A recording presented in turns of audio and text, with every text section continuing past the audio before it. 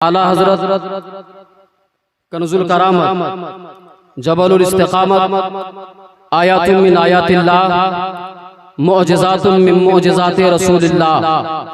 अच्छे रज़ा प्यारे रज़ा हमारे रज़ा तुम्हारे रज़ा, हमारी आन हमारी जान हमारी शान, हम सुन्नियों की पहचान बरेली के इमाम इमाम अहमद रज़ा खान फाजिल बरेलवी अलैहि रहमतो व रिज़वान। वो इमाम अहमद रज़ा जिसने मुस्तफ़ा की मोहब्बत में कलम उठाया। जब भी मुस्तफ़ा जान रहमत की मोहब्बत में आला हजरत ने कलम उठाया तो कभी आपने कुतुब मीनार की तारीफ न किया। जब भी इमाम अहमद रज़ा ने कलम उठाया, कलम उठा करके लाल किले की तारीफ नहीं किया। इमाम अहमद रज़ा ने कलम उठाया तो कलम उठा करके आपने ताजमहल की तारीफ नहीं किया। इमाम अहमद रज़ा ने कलम उठाया, कलम उठा करके आपने लाल किला की तारीफ नहीं किया, बल्कि जब भी आपने कलम उठाया अहमद मुख्तार की मोहब्बत में, और जब आपने लिखा तो नबी की नबूवत पर लिखते हैं, जब आप लिखते हैं तो रसूल की रसालत पर लिखते हैं, सिद्दीक की सदाकत पर लिखते हैं, फारूक की अदालत पर लिखते हैं, उस्मान की सखावत पर लिखते हैं, अली की शुजाअत पर लिखते हैं, हसन के इमामत पर लिखते हैं, हुसैन की शहादत पर लिखते हैं, गौस की करामत पर लिखते हैं, ख्वाजा की हुकूमत पर लिखते हैं, अब्बास की बाजू पर लिखते हैं, कासिम की जवानी पर लिखते हैं, अब्बास की बाजू पर लिखते हैं, कासिम की जवानी पर लिखते हैं। आपने जब भी कलम उठाया, कलम उठा करके आपने नबी की नबूवत पर लिखा है, आपने रसूल की रसालत पर लिखा है, सिद्दीक की सदाकत पर लिखा है, फारूक की अदालत पर लिखा है, उस्मान की सखावत पर लिखा है, अली की शुजाअत पर लिखा है, हसन की इमामत पर लिखा है, हुसैन की शहादत पर लिखा है। आपने कलम उठाया है तो सकीना की प्यास पर लिखा है, अब्बास की बाजू पर लिखा है, कासिम की जमाली पर लिखा है, हसन के इमामत पर लिखा है, गौस की करामत पर लिखा है, ख्वाजा की हुकूमत पर लिखा है। मैंने वही इमाम अहमद रज़ा से आलम तसव्वुर में अर्ज किया, ऐ इमाम अहमद रज़ा बताया जाए, आखिर आपने तो कलम उठाया, कलम उठा करके ऐ इमाम अहमद रज़ा आपने तो आदम की आदमियत पर लिखा, ऐ इमाम अहमद रज़ा आपने तो इब्राहिम की खुल्लत पर लिखा, ऐ इमाम अहमद रज़ा आपने तो मूसा के जाहो जलाल पर लिखा, ऐ इमाम अहमद रज़ा आपने तो यूसुफ के हुस्न जमाल पर लिखा, ऐ इमाम अहमद रज़ा आपने तो ताले याल के इल्म पर लिखा, ऐ इमाम अहमद रज़ा आपने तो हसन के इमामत पर लिखा, ऐ इमाम अहमद रज़ा आपने तो हुसैन की शहादत पर लिखा, ऐ इमाम अहमद रज़ा आपने तो सिद्दीक की सदाकत पर लिखा, ऐ इमाम अहमद रज़ा आपने तो फारूक की अदालत पर लिखा, ऐ इमाम अहमद रज़ा आपने तो उस्मान की सखावत पर लिखा, ऐ इमाम अहमद रज़ा आपने तो अली की शुजाअत पर लिखा, ऐ इमाम अहमद रज़ा आपने तो कासिम की जवानी पर लिखा, ऐ इमाम अहमद रज़ा आपने तो हसन के इमामत पर लिखा, ऐ इमाम अहमद रज़ा आपने तो हुसैन की शहादत पर लिखा, ऐ इमाम अहमद रज़ा आपने तो गौस की करामत पर लिखा, ख्वाजा की हुकूमत पर लिखा। ऐ इमाम अहमद रज़ा बताया जाए, आखिर मुस्तफ़ा की शान में तुमने क्या कहा?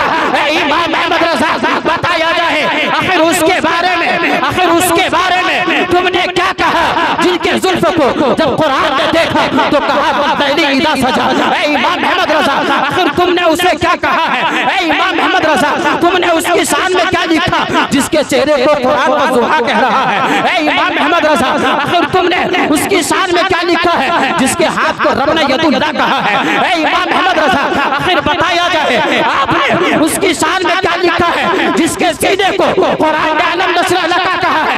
ऐ इमाम अहमद रज़ा बताया जाए, आखिर आपने मुस्तफ़ा की शान में क्या लिखा है जिस मुस्तफ़ा के सदक़े में रब ने पूरी कायनात की तख़लीक़ फरमाई। आला हज़रत फरमाते हैं, अरे सुबह तैयबा में हुई बटता है बाला नूर का, सदक़ा लेने नूर का, आया है तारा नूर का, अरे तेरी असले ताक में है बच्चा बच्चा नूर का, तू है आईने नूर तेरा सब घराना नूर का, तू है आईने नूर तेरा सब घराना नूर का। आला हजरत की शेर को आप अपने जहन में रखें और मेरी तकरीर आप 3 से 4 मिनट आप समाप्त करें, आपको पता चल जाएगा कि अल्लाह तबारक व तआला ने सबसे पहले मेरे मुस्तफा के नूर को पैदा किया। जब कुछ ना था तब अल्लाह रब्बुल इज्जत ने नूरे मोहम्मदी को पैदा किया।